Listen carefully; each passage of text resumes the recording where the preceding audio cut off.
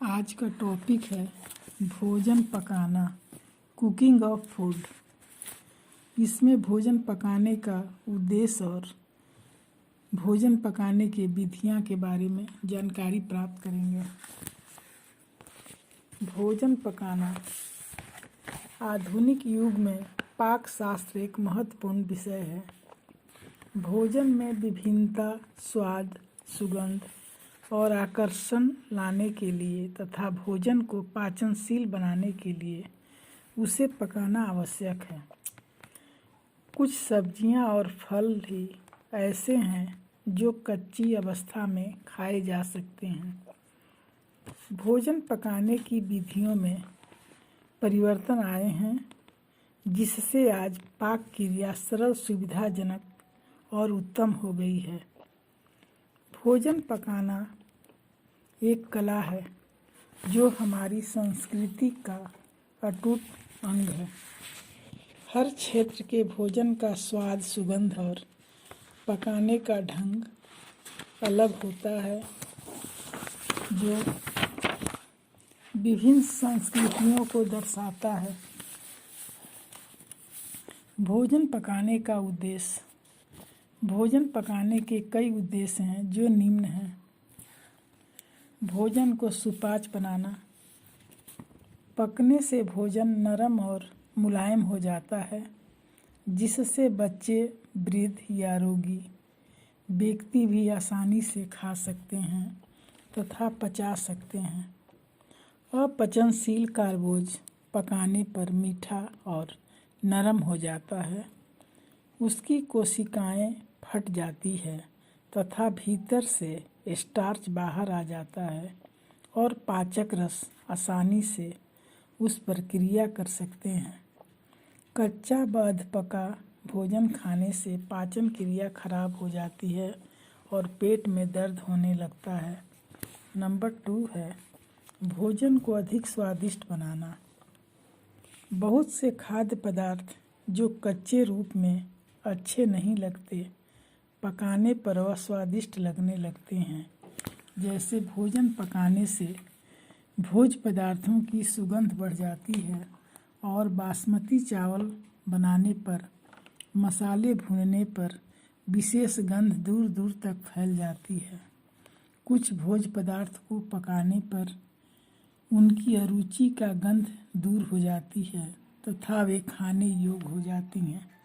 जैसे कच्चे मांस या मछली की गंध, लहसुन या प्याज की गंध।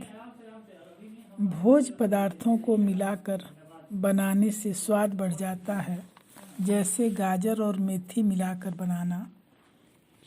नंबर 3 है भोजन में विभिन्नता लाना।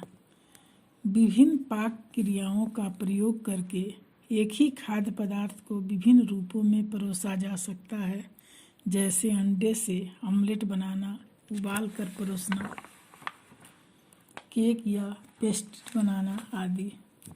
नंबर 4 है आहार को आकर्षक एवं रुचिकर बनाना। भोजन पकाने से भोज्य पदार्थ का स्वरूप बदल जाता है और वह अधिक आकर्षक लगने लगता है। भूख बढ़ जाती है और पाचक रस उत्तेजित हो जाते हैं। उदाहरणार्थ, एक कच्चे आलू की अपेक्षा आलू के चिप्स, कटलेट, हलवा आदि व्यंजन अधिक आकर्षक होते हैं। नंबर 5 है भोजन को अधिक समय तक सुरक्षित रखना। पकाने से भोजन में उपस्थित जीवाणु नष्ट हो जाते हैं और उसे अधिक समय तक सुरक्षित रखा जा सकता है। जैसे दूध को उबालने से वह जल्दी खराब नहीं होता। नंबर 6 है पोषक मूल्यों में वृद्धि। पकाने की क्रिया से पोषक मूल्यों में वृद्धि भी की जा सकती है। जैसे कई भोज्य पदार्थों को मिलाकर पकाने से संपूर्ण आहार का पोषक मूल्य बढ़ जाता है। खिचड़ी में प्रोटीन उत्तम श्रेणी का होता है, जबकि अलग अलग दाल और चावल में प्रोटीन निम्न श्रेणी का होता है। अंकुरन और खमीरीकरण से भी पोषक मूल्यों में वृद्धि होती है। नंबर 7, पोषक तत्वों का संरक्षण करना। खाना पकाते समय विभिन्न विधियों का प्रयोग करके और कुछ बातों पर ध्यान देकर खाद्य पदार्थों के पोषक तत्वों को काफ़ी हद तक संरक्षित किया जा सकता है। भोजन पकाने की विधियाँ। प्रतिदिन विभिन्न ढंगों से भोजन हमारे घरों में पकाया जाता है। सभी विधियों में खाना पकाते समय भोजन में किसी न किसी माध्यम द्वारा ताप संचारित होता है।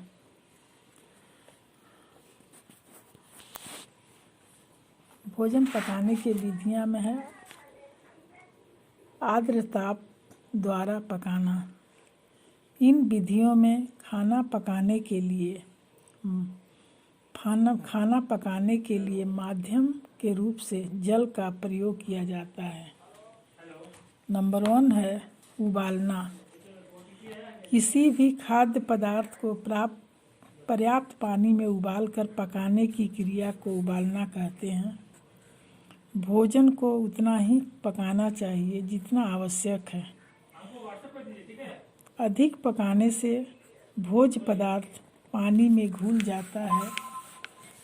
इस विधि में प्रयोग किया हुआ पानी फेंके नहीं, केवल वही पानी फेंकें जिसमें मिट्टी आदि होने की संभावना हो।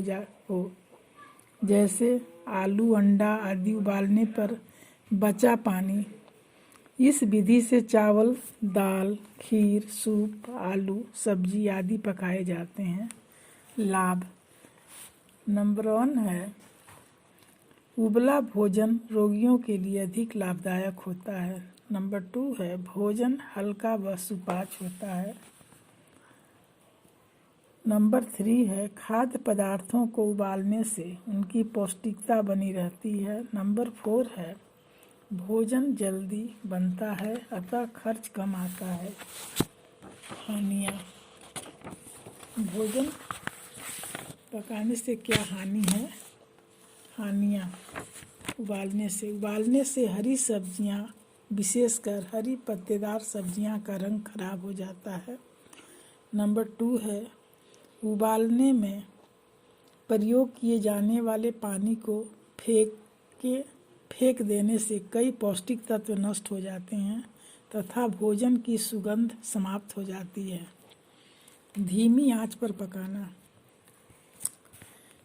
पहला हो गया उबालना, दूसरा हो गया धीमी आंच पर पकाना। धीरे धीरे पकने से भोजन सुपाच्य हो जाता है। भोज्य पदार्थ को गलने तक पकने दिया जाता है। इस विधि से सूखी सब्जियां, दालें, मीट आदि बनाए जाते हैं। लाभ। कम आंच होने से जलने का भय नहीं रहता। नंबर 2 है कम आंच पर पकने से ईंधन की बचत होती है। नंबर 3 है यह आहार बच्चों, वृद्धों तथा रोगियों के लिए उपयुक्त रहता है। नंबर 4 है धीमी आंच पर पकाने से भोजन का स्वाद, सुगंध तथा पोषक तत्व नष्ट नहीं होते। हानियाँ। इससे हानि क्या है? पहला नंबर है धीमी गति से पकने के कारण विटामिन सी नष्ट हो जाता है। दूसरा है कम आंच पर पकाने के कारण अधिक समय लगता है। फिर है कम उबालना। इस विधि में खाद्य पदार्थ को उबलते पानी में डाल दिया जाता है ताकि उनके प्राकृतिक एंजाइम पर मर जाए तथा खाद्य पदार्थ शीघ्र खराब न हो। मटरों को कम उबाल करके जमा दिया जाता है। इस तरह वर्ष भर हमारे पास उपलब्ध रहते हैं। बड़े स्तर पर यह विधि सेला चावल के लिए उपयोग किया जाता है। बस अगले क्लास में फिर बताऊंगी।